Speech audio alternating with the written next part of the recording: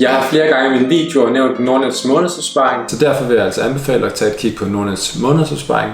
Oprette en månedsopsparing hos Nordnet, så vil jeg ønske at oprette en månedsopsparing med Nordnet, fordi jeg synes, det er et super værktøj til langsigtede investorer.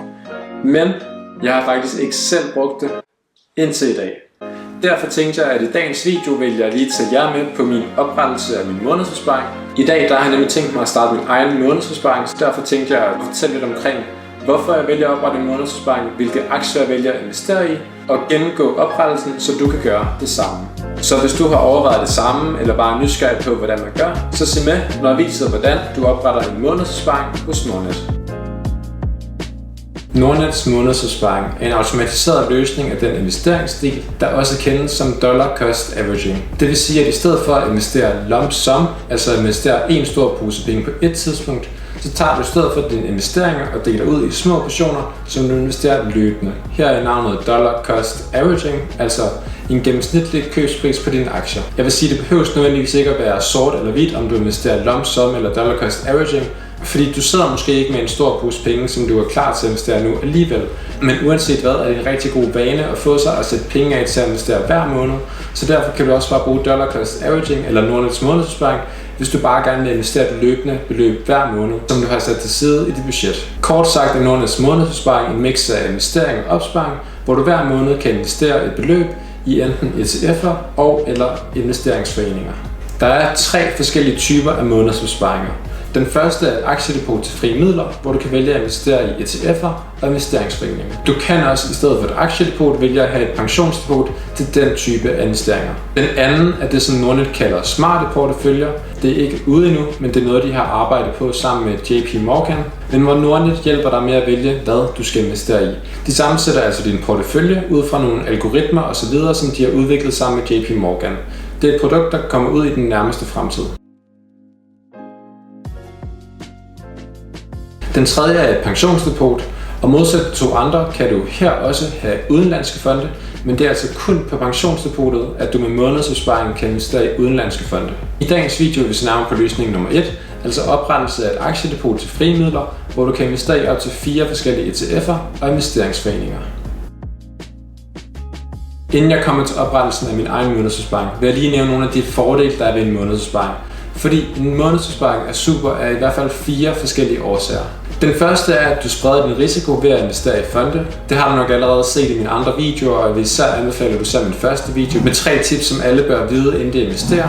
I modsætning til at investere i enkeltaktier, så når du investerer i en fond, får du en lang række af forskellige aktier inden for enten et bestemt branche eller et bestemt område. Derfor opnår du automatisk diversitet i din portefølje, altså en rigtig god risikospredning, som er vigtigt, når du investerer.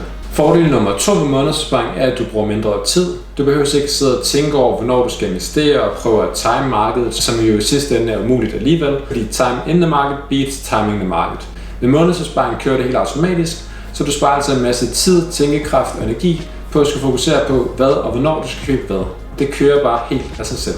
Og det leder mig til fordel nummer 3, for det her er nemlig super for en langsigtet investor, nemlig at du spreder din risiko og investerer kontinuerligt. Det vil nemlig gøre, at på lang sigt, der vil rentes renteeffekt slå ind, og du vil altså opnå en stor portefølje, hvis du bare investerer et konstant beløb i en lang årrække. Prøv eventuelt at lege med den beregner, Nordnet har på deres egen side, hvor du kan se, hvor stor din portefølje kan blive over tid, hvis du blot investerer det samme beløb fast hver måned. Du kan også vælge at se min video, hvor jeg viser, hvordan du tjener din første million, fordi renteeffekt kan altså have stor betydning for, at du bliver rig som en langsigtet investor. Den sidste fordel er, at du ikke betaler nogen kortage. Normalt, når du handler aktier, så vil du skulle betale et gebyr. Ved Nordnet er det 29 kroner som minimum, hver gang du laver en handel. Så det vil sige, hvis du i stedet for at tage månedsopsparing i fonde, prøver at lave din egen portefølje i enkeltaktier, skal du altså hver gang du laver et køb, og det er både køb og salg, betale 29 kroner i gebyr. Ved månedsopsparing, der koster det ingen kortage at købe dine aktier, men der er dog en salgskortage, hvis du skulle gå hen og sælge dem senere. Du skal dog være opmærksom på, at der er et lille gebyr, hvis du investerer i fonde, som handles i en anden valuta end den, som du har på din konto. Jeg lover, at det næste, du kommer til at se, det er selve oprettelsen af en månedsopsparing. Men inden jeg kommer dertil, vil jeg lige fortælle, hvad jeg har valgt at investere i, og hvilke tanker, der ligger bagved. Hvis du følger med her på kanalen, så ved du, at jeg er en langsigtet investor, der ikke har nogen intentioner om at skulle sælge mine aktier. Min plan er at investere løbende, som med månedsopsparing, for at jeg i fremtiden vil kunne leve af det afkast og det udbytte, som min aktie måtte generere mig. Da jeg ikke har nogen intention om at sælge, og jeg har planer om at holde de her aktier i rigtig lang tid, vælger jeg derfor også at investere i danske investeringsforeninger frem for ETF'erne, som ellers har lavere omkostninger.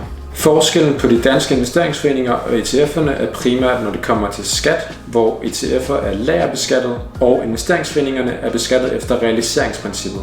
Det vil sige, at ETF'erne bliver beskattet hvert år, hvorimod dine danske investeringsforeninger bliver kun beskattet, når du sælger. Derfor kan du, når du er langsigtet investor, opnå en større renteeffekt på investeringsforeningerne, ved at de står hele tiden og vokser, uden at du løbende skal betale skat af dem. ETF'erne har typisk lave omkostninger. Du kan finde ETF'er, der har omkostninger helt ned til 0,01% eller deromkring, hvorimod typisk vil danske investeringsforeninger have en omkostning på 0,5%. Da jeg er langsigtet, der vælger de danske investeringsforeninger, de renteeffekt vil blive større over tid. Jeg vil ikke gå mere ind i det nu og her, men hvis du gerne vil vide mere omkring forskellen på ETF'er og investeringsforeninger og hvordan det over tid kan udvikle sig hver især, så kan jeg lave en anden video omkring det. Nu til de aktier, som jeg har valgt. Jeg har valgt at investere i 3 forskellige aktier. Den ene er et indeks, der dækker globale aktier. Den næste er et indeks, der dækker danske aktier. Og den sidste er et indeks, der dækker nye markeder. Jeg vælger at have størstedelen af mine aktier i de globale indeks, da det er den med den største spredning. En mindre del i de danske aktier, og til sidst en lille del i nye markeder, som jeg vil sige er den mest risikobetonede. Men samlet giver de her 3 en rigtig god spredning, hvor jeg både er dækket ind på det globale aktiemarked, har en andel i det danske marked og en andel, der er direkte til de nye markeder. Nu til, hvordan du opretter en månedsopsparing på Nordnet. Du starter med at gå ind på nordnet.dk, og hvis du ikke allerede bruger, skal du selvfølgelig starte med at oprette en bruger. Du kan både vælge at oprette en konto som privatperson, som et selskab eller som mindreårig. Når du har en konto, så skal du selvfølgelig logge ind, og derefter går du ind på mine sider og går ind på månedsopsparing. Når du er inde på månedsopsparing, kan du se de 3 valgmuligheder, som jeg nævnte tidligere i videoen, altså internationale fonde, som er forbeholdt pensionsdepot. Du kan se den smarte portefølje, som kommer snart, og du kan se ETF'er og investeringsforeninger, som er et aktiedepot til frimidler. Du vælger derfor at starte en månedsopsparing i ETF'er og investeringsforeninger. Nu skal du vælge den konto, som du vil investere fra. Når du har valgt dit depot, skal du vælge det ønskede beløb, som du vil investere hver måned. Minimumsbeløbet er 500 kroner. Du skal altså minimum kunne afsætte 500 kroner om måneden. Der er ikke noget maks på, hvor meget du kan investere. Som Nordnet skriver, så kan beløbet variere med maksimalt 10%, og det er jo selvfølgelig fordi, at aktiernes kurs varierer, og du kan jo derfor ikke regne med, at du kan købe for præcis det beløb, du sætter ind. Det kan altså derfor variere med 10% i forhold til det beløb, som du indtaster. Som Nordnet skriver, så bliver pengene trukket den 5. i hver måned, og det vil sige, at Nordnet investerer automatisk den 5. hver måned for dig. Min opfordring til dig vil derfor være, at du går ind i din netbank og opretter en automatisk overførsel til Nordnet. Det kan du eksempelvis gøre den 1. i hver måned, afhængig af hvornår du får løn. Typisk skal man jo få løn den sidste hverdag i måneden, så derfor vælger Nordnet at investere den 5., da du dermed har mulighed for at nå at få løn og overføre et beløb til din Nordnet-konto.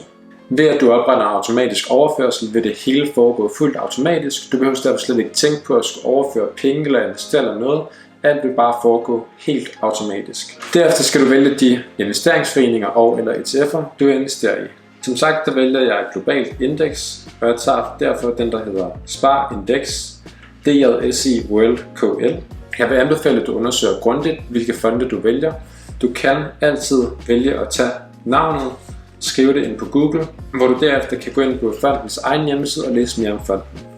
Som du kan se her, så er Spar Invest Index DJSI World. Det er et indeks, der fokuserer på verdens 2.500 største virksomheder. Afdelingsvaluta er i DKK, det vil altså sige, at der ikke er nogen hverken kortage eller gebyr, da min konto også er i danske kroner. Du kan også se, at du udbetaler udbytte, og du kan gå ind og se de løbende omkostninger her, som er på 0,59%. Du kan også gå ind i beholdning, se hvilke aktier det er investeret i, men jeg vil altså derfor anbefale, at du grundigt undersøger, hvilke fonde du vælger, inden du starter din månedsopsparing. Tilbage til min opsparing, der vælger jeg verden, og derover vælger jeg også Spar Index C25, som jo er de 25 største virksomheder i Danmark, og jeg vælger de nye markeder, som her hedder Spar Index Emerging Markets. Jeg sætter 60% til at blive investeret i verdensindekset, 25% i de danske aktier og 15% i de nye markeder. Når du ændrer på dit ønskede beløb, vil du også kunne se, at du ændrer på, hvor mange aktier du får herover. Så hvis du investerer 5.000 om måneden, vil du hver måned, som det ser ud lige nu, få 6 aktier i Danmark-indekset, 22 i verdensindekset og 8 aktier i nye markeder. Det vil Nordnet altså automatisk hver måned gå ind og investere i netop de her aktier og købe så mange aktier som muligt til den fordeling og den pris, som du har sat ind. Bare rolig, du kan altid ændre både hvilke aktier du vil investere i, deres fordeling eller deres vægtning og hvilket beløb du vil investere. Hvis du fx har en større portion penge, du vil investere nu her, kan du bare sætte det ønskede beløb højere, og derefter kan du blot gå ind og ændre det igen. Du kan også vælge at lade det stå, fordi hvis der står mindre på kontoen, vil Nordnet bare investere det beløb, som der er til rådighed. Men du kan som sagt altid ændre både beløb, fordeling og hvilke aktier du investerer i. Når du har fundet dine fonde, bestemt din vægtning og skrevet et ønsket beløb, trykker du blot på start månedsopsparing. Herefter vil du få en pop-up, der viser hvilke aktier, og du kan se hvilke dage det bliver trukket og hvor mange penge. Og du trykker nu på start månedsopsparing. Tilbage i oversigten kan du derfor se, at du nu har en månedsopsparing. Den bliver investeret for det her beløb, og den er tilknyttet den her konto. Du kan også sætte din opsparing på pause. Det gør du ved at gå ind og fjerne opsparingen fra dit depot. Det vil derefter fjerne den fra depotet, men du vil selvfølgelig stadigvæk have de værdipapirer, som du har investeret i. Det vil altså sætte den på pause, og hvis du gerne vil starte igen, hvor du blot opretter en ny månedsopsparing. Det tager ikke mange klik. Hvis du vil oprette en månedsopsparing til et pensionsdepot, så vælger du blot internationale fonde, og her vil du se, at du kun kan vælge et pensionsdepot. Ellers fungerer det på præcis samme måde. Her kan du endda også vælge, hvilken dag på måneden, at pengene de skal trækkes fra. Du vil, når du søger på fonde, se, at du har mange flere internationale fonde som muligheder også. Du kan også godt starte en månedsopsparing med pensionsdepot ved den anden mulighed her. Der vælger du blot dit pensionsdepot, hvis du altså ønsker at oprette et pensionsdepot, der er investeret i investeringsforeninger og ETF'er. Jeg håber virkelig, at den her gennemgang har givet dig svar på alle de spørgsmål, du måtte have om Nordnets månedsopsparing. Hvis du skulle sidde med nogle spørgsmål, så skriv endelig en kommentar her under videoen. Jeg svarer på alle beskeder. Jeg vil som sagt fra i dag af fortsætte med selv at investere gennem Nordnets månedsopsparing. Hvis du gør det samme, og du kan bruge den her video, så giv den gerne et stort like, og skriv eventuelt, hvad du gerne vil se i de næste videoer. Jeg prøver så vidt muligt at lave en ny video hver onsdag og lørdag, så abonner på min kanal og tryk på klokken for aldrig at gå glip af en ny video om pengetips, investeringer og aktier, som kan hjælpe dig med at få en bedre økonomi. Vi ses derfor til en ny video på onsdag.